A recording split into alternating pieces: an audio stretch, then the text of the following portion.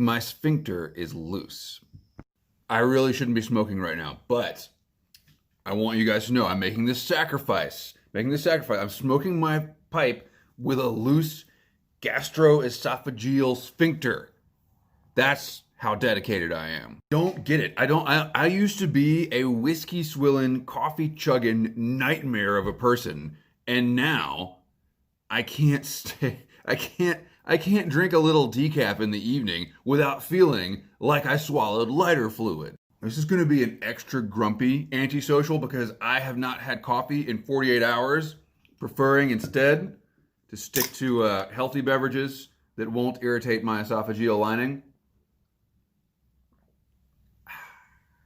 You know you drink too much caffeine when you downgrade to Red Bull and you get withdrawal headaches. That's bad news. So I'm laying there in bed with like battery acid creeping up my esophagus, and I'm thinking, and by the way, my wife set the thermostat on like 140, so I'm just like laying there dying, and just because she's cold-natured. Yesterday it was like in the 90s, and she was wearing a sweater. I'm not making this up. Anyway, I'm laying there thinking, if this is all about a loose sphincter, because that's what WebMD says, is that your sphincter is loose when you have acid reflux. What if I just went out and did something bad and got tased in my, like right here in my abdominal chest compartment area, and it like clenched the sphincter? I think that could be a cure. I'm pretty sure this is like the second worst sphincter you can have to get loose. I don't know. I can only think of one other one that would be worse. Maybe two, but it's in the top three. If I straighten my collar here, you might not be able to tell that I just pulled the shirt out of the laundry. All right, so this is the Gribley's Folly Sunday Antisocial Hour. That time each week when I smoke my pipe and complain about humanity while answering all of its questions. And if you are a piece of humanity with a question for me, leave it in the comments down below with the hashtag AskGribs. I will answer any question, except, okay, I'm pretty sure this shirt just doesn't look good. It's just a poorly fitted shirt. It's an Amazon Essentials shirt. It's the COVID-19 equivalent of going to Kmart and getting a $6 shirt. That's how I roll. So, I'm not going to talk about all that stuff I don't want to talk about that we all mentioned in the last video. We talked about enough. If you put in an Ask Gribs question about any of that stuff, I respect your question, but I'm releasing myself from my oath to answer any question. I have to let it go. So you let something go, and if it's meant to be, it'll come back. That's not how that works at all. But anyway, thankfully, you guys could tell that I was at my wit's end last week, and your questions are mostly of the type that I want to answer. So let's get to them.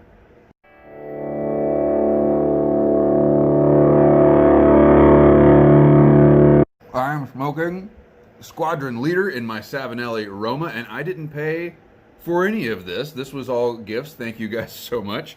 Let's see if I can start my backup tablet here to get to your questions. Oh, it works. Look at that. Kid Electrolux.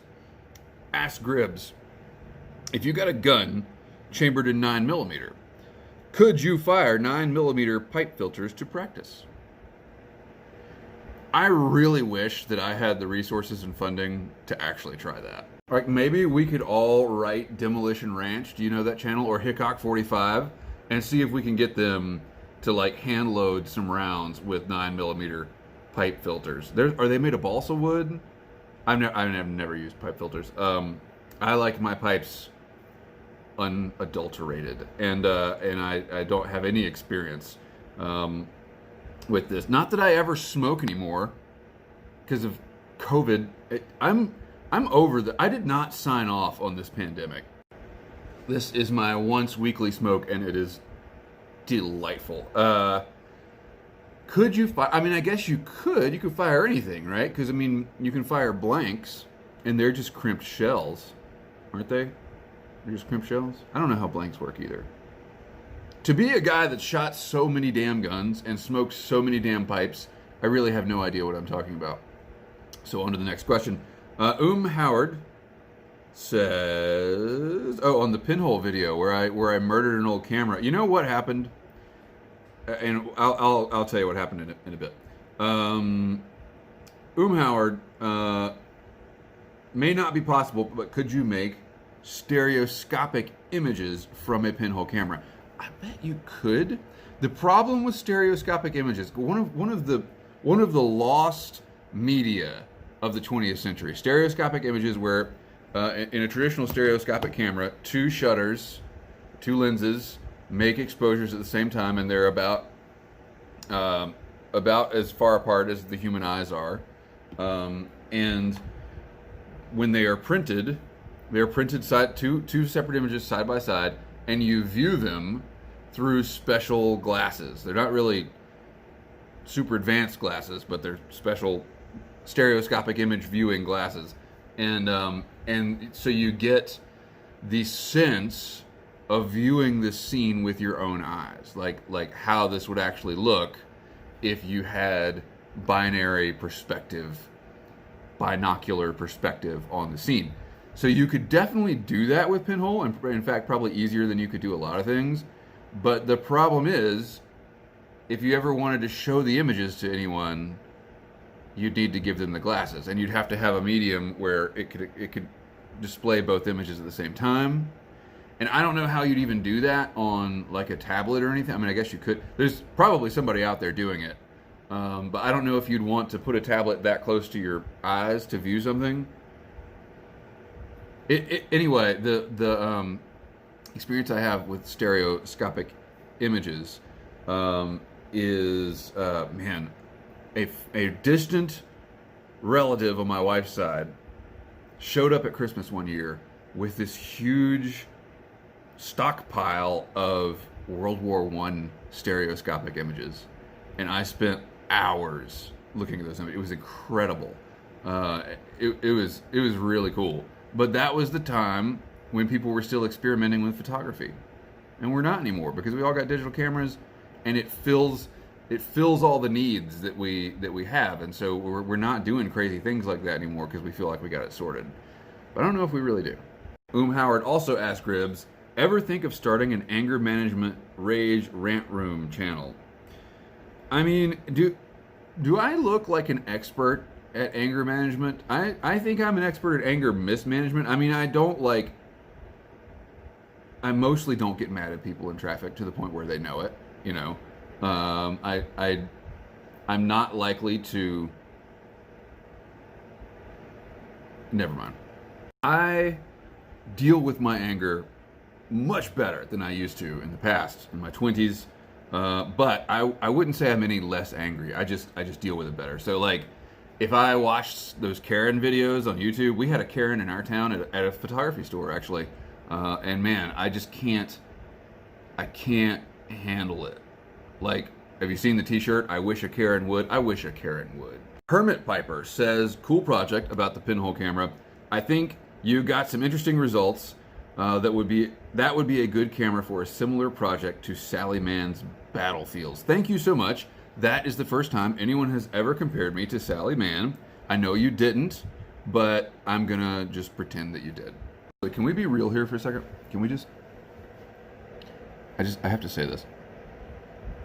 Sally Mann, she's not that good. You didn't hear it from me. All right. Front Porch Piper asked Gribbs, who is your favorite, Olive or Mabel? I'm just going to tell everyone within the sound of my voice right now, if you don't understand this question, which I did not, just Google Olive and Mabel, and your life will instantly improve, which isn't saying much considering the pall of depression under which we all live these days, but it will be a little bright spot in the otherwise quarantined, COVIDed life that we live. Olive and Mabel. Between the two, I relate to Olive a lot more, so I'm going to go with Olive. Comet of the Shire, on my Smith & Wesson Pew Pew piece, says, I'm sad to say that gun looks really good in your hand. That's how I feel about it, too. In an effort to give you a change of subject, how often do you clean your pipes? And does what tobacco you are smoking make a difference to your cleaning routine? So, because as I mentioned, I feel so disconnected from the whole pipe smoking hobby right now because it's something I do when I make these videos. It's not a part of my life otherwise. I take a pipe with me on the water sometimes, but I haven't been fishing lately because it's super hot. The fish are lazy, and I don't want to. I mean, I think there's some rather nebulous scientific data about whether or not it's safe for the fish to fish when it's really hot, and it depends on the fish, of course. Um, eh, eh,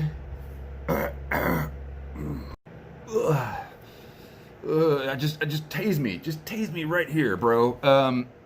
What was I talking about before I halfway vomited some, like, lava? Acid reflux, whatever. There's just so much stress. There's so much stress, and then the hobbies that we have are hard to do because of the same thing that's causing all the stress. And so, well, that and the heat. And yeah, I don't like to fish when the water is low and unoxygenated, and I might catch a giant fish and have to fight it for a while, and then it dies. Like, I've seen that happen. I came upon a guy one time who had caught like a big old brown and had landed it, and it wouldn't revive because it was 95 degrees outside and the water was low and there was no oxygen in it, and I don't want to do that. So I'm not fishing right now. I do take a pipe when I fish sometimes for the bugs, but the bugs have been pretty good this year. So well, not good. The bugs haven't been as bad this year. So I've gotten by with just regular bug repellent instead of like clouds of strong English tobacco smoke. And anyway, so I don't clean my cobs. And that is one of the reasons that I like smoking them.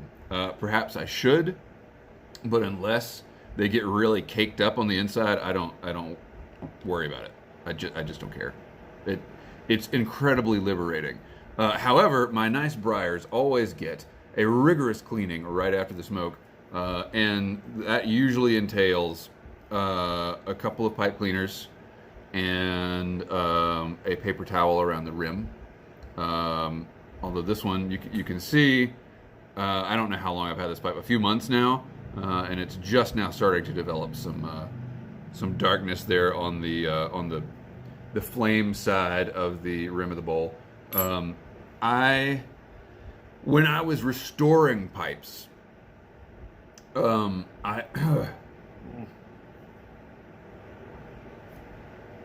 I was restoring pipes, by the way, if you have any like homeopathic remedies for acid reflux, please leave them in the comments. I mean, I know one of them is like, don't smoke and drink energy drinks, but that's fake science. We're not going to listen to that. So, when I was restoring pipes, it seemed like the dirtiest pipes were the ones that smelled like cherries.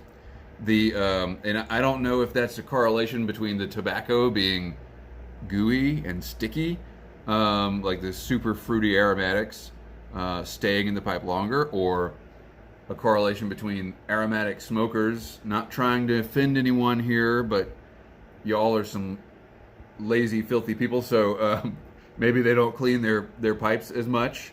I tend to think that it's probably both, like that English tobaccos, the more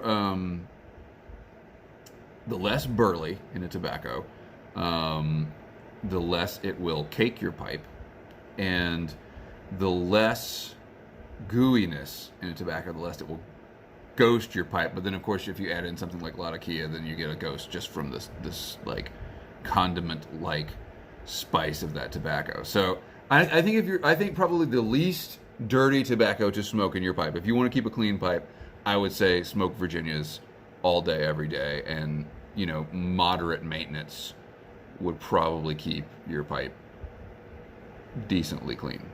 But who just wants to smoke Virginias? Nobody just wants to smoke Virginia. All right, anyway, next question. No, my tablet is upside down. I could probably get by on No, I couldn't. I couldn't get by. I was gonna say just Golden Slice or uh, Stockaby's Bullseye Flake, but I think that I would eventually need something with Latakia in it. I don't think I couldn't do it. Certainly not for the sake of keeping my pipes clean. I could do it for like some sort of spiritual deprivation, lint kind of thing. But anyway, Howard asks Gribbs, if you were going to create your own Lego minifigure, a minifig, what or who would it be? Now this is interesting because I wouldn't really know what a Lego minifigure is if my kid hadn't discovered a Lego video about death. Standing on the river a month ago and the phone rings, which never happens because I'm usually so far out that I can't get service. But I pick it up. It's my wife calling. I'm expecting to hear my wife's voice, and I hear my son crying. And he says, he rode the elevator and then he died. What? What? Who? What are you talking about? And then he doesn't say anything. What's going on? Do I need to run back to my car? Like, is someone dead?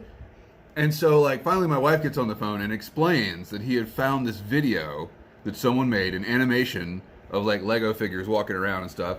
And it was, this guy gets on an elevator, and the floors on the elevator correspond to his age, right? And so when he gets to be 80, he dies. And this was the first time my kid was ever exposed to that idea. And so he was very, very upset having discovered death via Lego minifigures. A very weird video. You can search for it. It's called Lego Elevator 5, and it's obviously made in an Asian country where the death is kind of a different, there's different thoughts, but also it seemed like it was directed by the same guy that did Spirited Away. To an adult, you'd just be like, huh, that's kind of weird, but to a kid, man, he was upset. And anyway, if I was going to make a Lego minifigure, I would think something like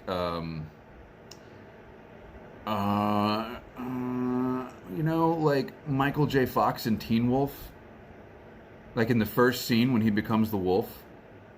That would be my minifigure. Boca to Boynton asks Gribbs, an alien comes and greets you while you are fishing, not the probing kind. You guys are obsessed with these probing aliens. Anyway, the alien says, take me to your leader. Ask Gribbs, your response? I think, well, okay, so there's two ways we can go with this. One is the hypothetical where I actually get to take him to whoever I want, in which case I would take him to Bruce Springsteen. But the other thing is what would happen in reality? And in reality, I would be like, listen, just get back in your spaceship and go home. Trust me on this. Les Brady writes in about his CZ75B chambered in 9mm. I have never heard a bad thing about a CZ firearm. He says that he likes the CZ even more than a Browning high power he got to try.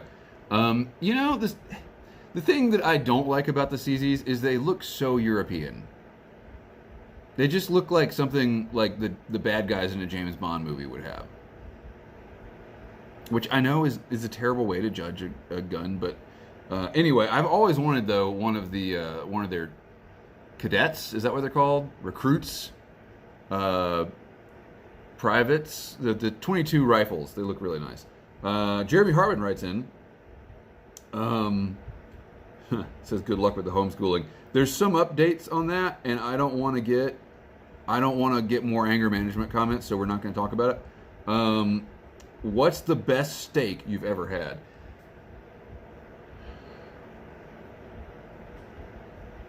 Ruth's Chris. I don't like Ruth's Chris. I don't want to like Ruth's Chris as a company or as a cultural, whatever it is. There's something about Ruth's Chris but when you're a journalist, you often get paid in whatever gift cards the advertisers give the publishers. The advertisers are you're making a deal with the newspaper or whatever, and to sweeten the pot, you say, look, ad sales guy, we'll give you some gift cards to our restaurant too. And so the guy, let's back up. journalism is a corrupt enterprise. So the publisher gets paid to run the ads, and then there's this like kind of sleazy stuff that goes on in sort of the intangible deals. And I bet this doesn't happen at like Gannett, but it happens at small newspapers all the time, where the publisher will have gift cards to restaurants, or all kinds of access to private events or whatever. And this is called, well, it's called corruption. That's what it's called. The publisher at the last paper I worked for gave the gift cards as bonuses.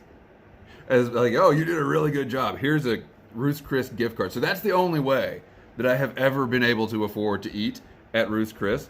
And it was the best steak I've ever had. I mean, just being objective here, it was phenomenal. Other than that, I would have to say, I remember one time my dad made steaks on the grill when I was like 5 years old. So it was probably the first time I ever had a steak. So that's probably why I thought it was the best steak I'd ever had. But it was pretty amazing. And I think that's more about the atmosphere and what we were doing at the time, and all the intangibles of eating a steak. And but yeah, if I'm just gonna go with the tangible steak in the mouth, like if you were to put a blindfold and earplugs on and feed me a steak, it would be the Ruth's Chris steak. Quiet Storm asked a really good question. I'm gonna allow it. I'm gonna let it slip. Ask Ribs, is this the right time to abandon society and go live in a van in the wilderness? No. That time was 4 years ago when I did it, metaphorically. Because of a secret project, I have been thinking a lot about the last 4 years and how I decided to remove myself from society and live in the woods, and what that has gained or lost for me. And I'll continue with Quiet Storm's question. Is dealing with society still a valid, sensible way of living? As a straight white middle class male living in a Western type civil rights democracy. That's a lawnmower. I guess I'll just talk loud. Living in a democracy, society seems to demand two things from me: pay taxes, be obedient. That's already two things. And then never complain about anything because I do not belong to a minority class. Yeah. Here's the way I've come to view it. Shut up. See, we have freedom of speech, which also means freedom to run your damn lawnmower while I'm making a video. But I think they're going away now. All right, so democracy is a tool. Democracy is not an end in itself. And it's, again, you don't want to complain because there's people that live in Saudi Arabia or Iran or North Korea or whatever that don't have democracy, and they have it a lot worse than we do. But in the end, freedom of speech, freedom to vote, freedom to assemble, all that stuff is only as good as the, like, freedom of, to simplify it, freedom of speech is only as good, it's only as good as whatever you have to say. That's been one of my realizations over the past 4 years, as I went from being like, I'm so glad to live in a democracy, to I live in a democracy and we still can't get our shit together. Like, we have everything. We are the most fortunate people to have ever lived in history, and we still can't get it together. NJ Piper says, I basically find myself fantasizing about living in another country on a regular basis. Yes, you're not alone in that. Someplace with delicious pastries and coffee with views of buildings that are older than our country. I don't know about the coffee. I don't know if I'll ever be able to drink coffee again. What the hell is wrong with me? Middle age, I guess? Is that what this is about? Because, holy shit, this sucks. My eyes haven't even broken yet. Like, I'm just waiting for that to happen. I have to get some new glasses. Anyway, I guess I like pastries, but we have Pop-Tarts here in the U.S. How do you get better? Anyway, but the buildings older than our country thing, that's okay. It's all right. I would rather see no buildings. This is why I think for an expat, someone who's planning to be an expat, not me, definitely haven't given this any thought. New Zealand, obviously, that's the big one, because you're on a beautiful island, you got plenty of trout, and the ocean and air currents will keep radiation away from you for a while if there's a full nuclear exchange. Have you read On the Beach? You know, those folks survived for years after everyone else did. But the other place is Nova Scotia, which is also really nice and has trout. It's just cold sometimes. I don't know. Final question comes from Typing Piper, who says, considering the coronavirus, Trump, Russians, aliens, and Black Lives Matter, what is your favorite Beanie Baby? I'm gonna have to, like, off the top of my head, I'm gonna have to say the bison, but let me Google this. So this is a piece from an outlet called Wealthy Gorilla, and the piece is entitled "The 20 Most Expensive Beanie Babies in the World," and then they have a bunch of blah blah blah introductory text. Number 20, Humphrey the Camel at $1,200. Created in '93. Okay, whatever. Employee the Bear at $3,000. What? Employee the Bear? Okay, we're just gonna skip to the end. Come on, where's the end? 8, Hippity Hoppity and Floppity the Bunnies. $30,000. Okay, all right. This is making my acid reflux worse. All right, 15-inch Peace Bear and 9-inch Peace Ringo and Bones. It doesn't even show a picture of this. $159,000. All right, what's number 1? Large Wallace and his squad, 600.